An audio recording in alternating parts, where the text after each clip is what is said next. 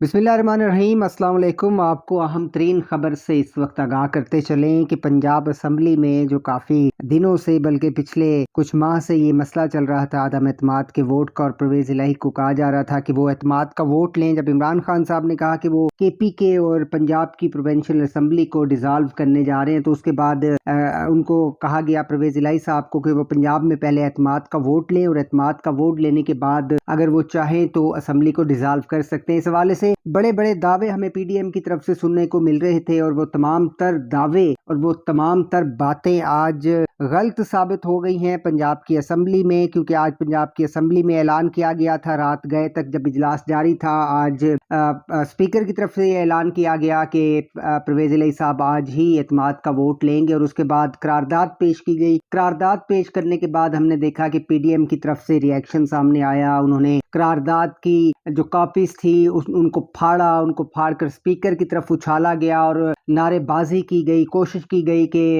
कार्रवाई को रोका जाए। और उन्होंने अपने PDM के बेंचेस पर, अपोजिशन के बेंचेस पर PDM के अरकान ने खड़े होकर बात करने की कोशिश की, जिस पर सब्तान खान ने कहा कि आज का इजलास जो 12 बजे के बाद शुरू हुआ, नई तारीख में जाकर 12 यानी जनवरी को रात 12 बजे के बाद वो इजलास शुरू हुआ, तो उन्होंने कहा कि एक ही एजेंडा है आज के, परवेज़ इलाही साहब एतमाद का वोट लेंगे और वो शो करेंगे कि क्या उनके पास अक्सरियत मौजूद है या नहीं है।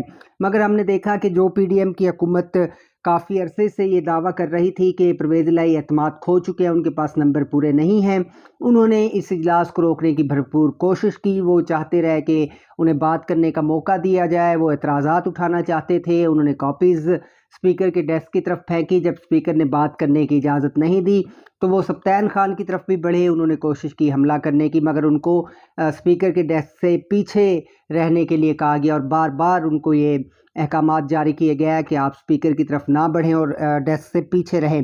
राना सनाउल्लाह साहब जो अब तक दावे कर रहे थे, ये उनका 9 घंटे पहले का ट्वीट है। उन्होंने कहा हमारे पास पंजाब में 179 की तादाद है, 179 की, जो बढ़ भी सकती है, मगर उनके पास 186 अराकीन नहीं है, यानी PTI के पास। अगर हैं तो चौधरी परवेज़ इलाही एतमाद का वोट हासिल करें, इसके अलावा कोई हल नहीं है। मैं ये बात वाज़े कर देना चाहता हूँ कि इन्हें एतमाद का वोट हर सूरत लेना पड़ेगा। ये राना साहब कह रहे थे। वो इसी मामले को लेकर लाहौर हाई कोर्ट तक गए। उन्होंने अदालत से कहा कि आप मजबूर करें परवेज़ इलाही साहब को कि वो एतमाद का वोट लें। फिर 8 घंटे पहले का उनका एक ट्वीट है कि पंजाब में अक़लियती हुकूमत, यानी जिसके पास अक्सरियत नहीं है, जिसके पास 186 पूरे नहीं हैं, अक़लियती हुकूमत मुसल्लत कर दी गई है, जिससे सूबे का बुरा हाल हो चुका है, अवाम को आटा मयस्सर नहीं है। मेरे पंजाब में दाखिले पर पाबंदी की कोशिश की गई मगर नाकाम हुए। ज़बान पार्क में होने वाले इजलास में एक दूसरे पर करप्शन के इल्ज़ामात लगाए गए हैं, यानी वो ये कहना जा रहे हैं कि परवेज़ इलाही साहब ने इमरान खान साहब पर करप्शन के इल्ज़ामात लगाए और इमरान खान ने परवेज़ इलाही पर, और ये वन पेज पर नहीं है, इसलिए ये नंबर्स भी पूरे नहीं कर सकते और हमने भी इनके लोगों को कुछ को तोड़ लिया है। शायद इस तरह के दावे भी वो कर रहे थे। ये आपस में दस्तों गिरेबां हैं, उन्होंने ये भी दावा किया था। मगर फिर हमने देखा कि एतमाद का जब आज वोट हुआ उसको रोकने की कोशिश की गई। इसमें दूसरे जो थे वो अतात आरड़ साहब थे, जो बढ़ चढ़ कर सामने आ रहे थे। अतात आरड़ साहब ने बल्कि कल शाहजेब खानज़ादा साहब के प्रोग्राम में जियो में बैठकर ये गुफ्तगू की थी। उनको बहरहाल यही प्लेटफॉर्म मिलता है अक्सर ऐसी गुफ्तगू के लिए कि नंबर पूरे ना होने की वजह से आज पंजाब हुकूमत ने बौखलाहट का शिकार होकर वफाकी वज़रा की असम्बली में दाखिले पर पाबंदी लगाई। जो कल मामला पेश आया जिसमें अतात आरड़ और राना सनाउल्लाह को असम्बली के जो सेक्रेटरी हैं उनकी तरफ से अहकामात दिए गए थे कि इनको दाखिल ना होने दिया जाए, और वहाँ पर मामला ख़राब हुआ। उन्होंने कहा कि अगर इनके पास नंबर पूरे होते तो परवेज़ इलाही कब का एतमाद का वोट ले चुके होते। अगर हुकूमत 188 अराकीन पूरे कर ले तो मैं सियासत छोड़ दूंगा। अतात आरड़ साहब का ये दावा था। खैर 188 तो नहीं, 2 अरकान तो वाकई इन्होंने वो कर लिए थे, जिनमें 2 MPs, एक खातून और एक दूसरे मेल MP हैं। वो तो खैर उन्होंने तो वोट नहीं दिया, 186 ही रह गए थे। 2 मुनहरफ हुए हैं, 188 पूरे नहीं हुए, मगर अक्सरियत इन्होंने शो कर दी है परवेज़ इलाही साहब ने।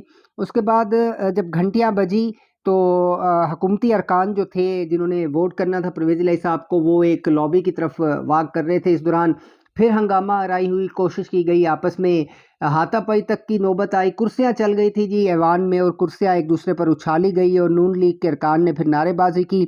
जब बात ना बनी तो राना सनाउल्लाह साहब वो भी उठकर बाहर चल दिए और अतात आरड़ भी बाहर चले गए, और उनके साथ फिर पाकिस्तान मुस्लिम लीग नून और PDM के जो अरकान थे वो सब असम्बली से उन्होंने वॉकआउट किया और बाहर जाकर उन्होंने हंगामा राय की और बाहर जाते हुए राना सनाउल्लाह साहब की गैलरी में पीटीआई के अरकान के सामने मुठभेड़ भी हुई, जहां पर नारेबाजी की गई राना सनाउल्लाह के खिलाफ। और इनके साथ जो अरकान असम्बली थे उन्होंने फिर वहां से जवाब दिया और राना सनाउल्लाह की तरफ से उन्हें रोका गया कि आप ऐसा ना करें। और बाहर जाकर राना सनाउल्लाह साहब ने फिर मीडिया से बात की। उन्होंने बहुत सारे इल्ज़ामात वहाँ पर खड़े होकर लगा दिए। उन्होंने कहा जी गवर्नर का आर्डर मुअत्तल है, इस पर कार्रवाई कैसे हो सकती है। रात के 12 बजे जालसाजी शुरू कर दी गई, पोलिंग एजेंट्स मुकर्रर नहीं किए गए, रूल्स को बिल्डोज किया गया, गैर कानूनी इजलास को तस्लीम नहीं करते, मामला ज़ेर समात है, अदालत में सबूत पेश करेंगे, सुबह अदालत एतमाद के वोट से मुतालिक दिन मुकर्रर करेगी। यानी अब तक वो ये कह रहे थे कि ये अदालती फैसले के आने से पहले ही हमें नंबर शो कर दें, मामला ख़त्म हो जाएगा, ये दिखा दें कि इनके पास 186 नंबर्स पूरे हैं, तो हम इसको मान लेंगे कि परवेज़ इलाही साहब जो है वो वज़ीर आला है और ये एतमाद का वोट लेने में कामयाब हो गए। मगर अब वो ये कहते हैं जी अदालत के अहकामात जब आएंगे उसके बाद ये दोबारा से हमें शो करें। हालांकि ये तो 1 पॉइंट एजेंडा है, आप भी जानते हैं, हम भी जानते हैं कि इस हवाले से हुकूमत ने शो करना होता है कि उनके पास नंबर्स पूरे हैं या नहीं है। अपोजिशन तो इसमें बैठकर तमाशा देखती है, वो तो हाथ पर हाथ रख के बैठी होती है कि अगर पूरे नहीं है तो फिर उसके बाद जो दूसरा रन होता है वो इस तरह से होता है कि जिसके पास फिर ज़्यादा वोट्स होते हैं वो उनका वज़ीर आला बन जाता है। तो ये मामला अब इस तरह से उछाला जा रहा है। और आज़म नज़ीर तारड़ और अताउल्लाह तारड़ साहब और राना सनाउल्लाह खान, ये 3 प्रोमिनेंट लोग थे जो 12 मुतालबात कर रहे थे। बहरहाल कोशिश की गई थी, आसिफ अली ज़रदारी साहब भी पंजाब पहुंच रहे थे और उन्होंने पंजाब में कॉल की थी नासिर शाह साहब को, वो भी यहाँ पर आया, उन्होंने मामलात किए, सब कुछ हुआ। और ये भी फवाद चौधरी साहब की तरफ से दावा किया गया कि हमारे 5 अरकान को बाकायदा तौर पर थ्रेट्स दिए जा रहे हैं, उनको कॉल्स की जा रही है और उनकी अक्सरियत जनूबी पंजाब से है और उनको मजबूर किया जा रहा है। मगर आज फ्लोर क्रॉसिंग नहीं हो सकी, 2 अरकान जो थे वो बहरहाल मुनहरफ हुए। 186 का नंबर इन्होंने पूरा किया और अक्सरियत शो कर दी है। अब स्पीकर सप्तान खान साहब ने इसका ऐलान भी बाकायदा तौर पर कर दिया। परवेज़ इलाही साहब ने फिर फ्लोर पर खड़े होकर अब तकरीर की। अब देखते हैं कल मामला क्या होता है, अदालत इस हवाले से क्या अहकामात देती है। बहरहाल वकला और महरीन एक जो कानून है वो तो यही कह रहे हैं कि इस वक्त परवेज़ इलाही साहब कामयाब हो चुके हैं। एतमाद का वोट हुकूमत का काम होता है, उन्होंने अपने नंबर शो करने होते हैं जो अल्टीमेटली कर दिए गए हैं। और पीडीएम की तरफ से जो सबसे बड़ा जो एलिमेंट आ रहा है सामने, जो वो जिसकी वजह से वो कह रहे हैं कि हम इसको तस्लीम नहीं करते, वो भी हमने आपको राना सनाउल्लाह साहब के हवाले से उनका ट्वीट भी बता दिया, उन्होंने मीडिया से जो टॉक की उस हवाले से भी आपको बाखबर कर दिया। मज़ीद देखते हैं क्या डेवलपमेंट होती है, फिर आपको इस हवाले से मज़ीद इन्फॉर्म करेंगे। अब तक के लिए इतना, इजाज़त दीजिए, अल्लाह हाफिज़।